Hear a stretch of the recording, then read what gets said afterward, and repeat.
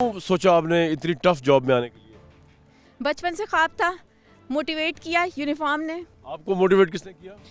Sir, the strength, the power, and the honor Army gave is unmatchable in any other profession. That's why it was my dream to join Pak Army and serve my country. जो आपने सोचा था उससे बढ़ के tough training है या वैसी ही पाई?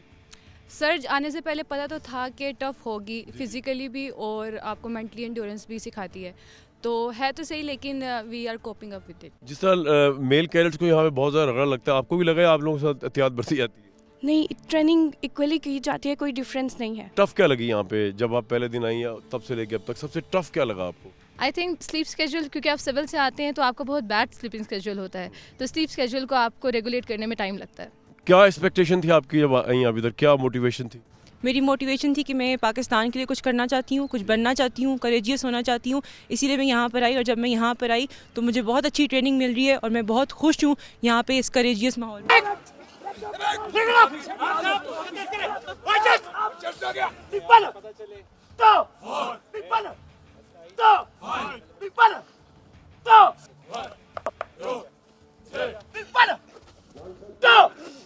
शाबाश, शाबाश, मिसाइल साहब, तो गन प्रॉपर हाथ ऊपर लेके जाओ। नंबर 2 साहब प्रॉपर करें, स्टॉप। नंबर 1 गो अप, मैं रोज साहब ऊपर जा। नंबर 4 साहब डाउन, नंबर 2 साहब डाउन, 4 साहब मास्टर फॉरवर्ड, नंबर 1 साहब डाउन। सर आप इनको साहब क्यों कहते हैं? सर ये जेंटलमैन कैडेट्स हैं तो इनको साहब अलाउ, इसलिए हम साहब कहते हैं। है ये आपके ऑफिसर लेकिन आप इनके इंस्ट्रक्टर हैं? जी सर, ये हमारे ऑफिसर हैं बट हम इनको अंडर ट्रेनिंग है ये हमारे, और इसलिए हम इनको साहब बोलते हैं। सर इसमें ये जो गुस्सा, आप जैसे बड़े गुस्से से बात कर रहे हैं, इससे फायदा क्या होता है इनको? इससे फायदा जो तो कैडेट प्रॉपर वर्क करता है। बड़ी टफ ट्रेनिंग आप फाइनल ईयर में? Yes sir. कैसा रहा यहाँ 2 साल? बहुत अच्छा एक्सपीरियंस रहा सर, हमें लीडरशिप के बारे में बहुत कुछ सिखाया गया। अल्हम्दुलिल्लाह सर, हम अपने मुल्क को सर्व करने के लिए हमें। सबसे मुश्किल क्या और बुरा क्या काम लगता है ट्रेनिंग के दौरान? सबसे बुरी ट्रेनिंग टफ कौन सी लगती है? सर बस मौसम की सख्ती है, लेकिन हमें ये चीज़ सिखाई गई है कि मौसम से हमें लड़ना है और हमें चाहे जहाँ भी भेजे, चाहे सियाचिन हो या सरा हो, हम जाएंगे सर। आपका पहला दिन कैसा रहा? अस्सलाम वालेकुम, मेरा नाम उमर यान है। मेरा पहला दिन यही था, प्लेटून के साथ ही था। Cold showers, front rolls. अब तो आप सीनियर मोस्ट है ना, तो अब आप अपना बदला कैसे लेते हैं जूनियर मोस्ट से? बदला बेसिकली लिया नहीं जाता, हो जाता है। करेक्टिव सेशंस होते हैं, जूनियर्स को हम नहीं सिखाना है सारा कुछ, तो वो बहुत से जरिए होते हैं, करेक्टिव मेजर्स होती हैं। नींद पूरी मिलती है? अब तो मिलती होगी, पहले तो शुरू नहीं मिलती होगी पहले साल। नींद क्या होती है? अच्छा, नींद क्या होती है? वाह यार, ये बड़ा अच्छा लगा मुझे। जी सर, तमन्ना झील में कभी आप डुबकियां लगाई हैं? बहुत, पूरी सेकंड टर्म फर्स्ट टर्म तो तमन्ना के अंदर ही गुजरी है। सर्दियों में भी? जी सर्दियों में भी। हाइट से, पानी से कभी इस चीज़ से खौफ आया? शुरू में आता था, लेकिन अल्हम्दुलिल्लाह हमारी ट्रेनिंग हमें इतना मजबूत बना दिया कि अब हमें किसी चीज़ से खौफ नहीं आता। अच्छा मेजर रिजवान, ये असॉल्ट कोर्स है? जी हाँ, असॉल्ट कोर्स है ये। इसकी क्या सिग्निफिकेंस है?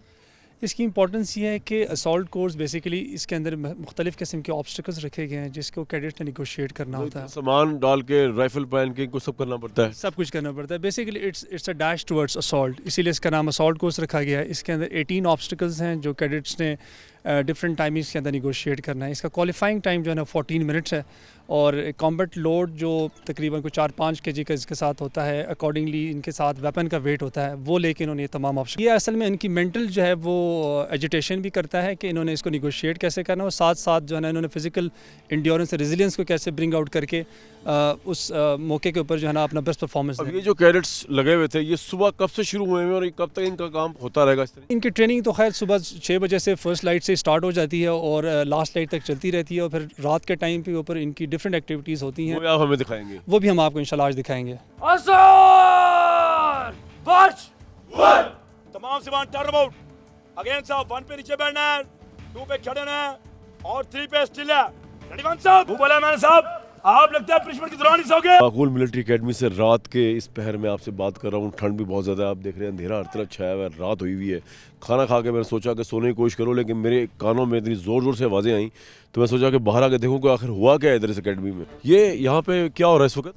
ये वो सेबान है जो कि दोपहर को अपनी ट्रेनिंग के दौरान बातचीत करते हैं आपस में, डिसिप्लिन का मुजाहरा नहीं करते। वो सेबान यहाँ पे आते हैं और रात को इनका डिसिप्लिन मेंटेन किया जाता है।